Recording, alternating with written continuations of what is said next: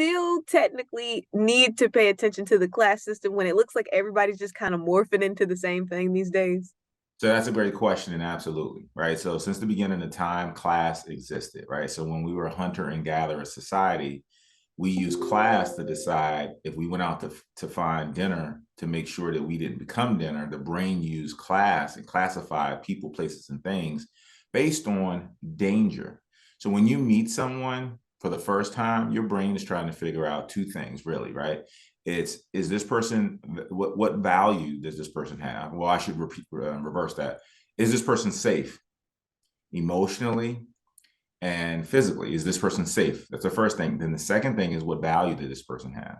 So whether it's looking at their degrees or looking at, how they, hunter and gatherer time. Can you hunt? Can you help me do something? Right. So the brain classifies people, places, and things, in seconds. And this is what we must understand.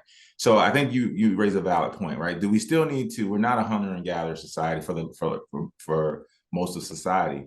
However, we are still a hunter and gatherer society. We just use it through technology now, and we're still doing the same thing. It's just the way we engage is. Zip code affects career mobility, but what can you do when the opportunities just aren't there in the place that you live, but you also can't afford to move?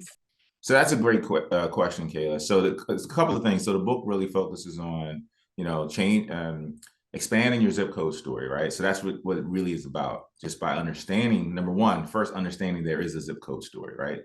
As you mentioned, you may not be able to move right away. You may not want to move, right? So why should I have to move in order to have career mobility?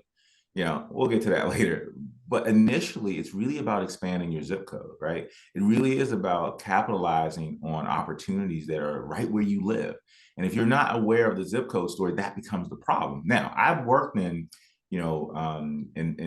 communities where there's impoverishment, there's not a lot of opportunity, but there's always opportunity through social services, through grants. One of the things that I found out when I was going through school, there's so many scholarships that actually get taken back because people don't apply for them because they don't believe that they can get it, right? And so this happens in many communities. I worked in Washington, D.C.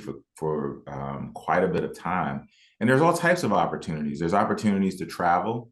There's opportunities to be in part of programs where you meet different people from different colleges, from different parts of the community that you live in. So it really is opening your mind to see the opportunity. So I would challenge someone to say that there are no opportunities. It's just that we don't really see the opportunities, but that's a part of expanding the zip code story. Why is this the book we need to have right now?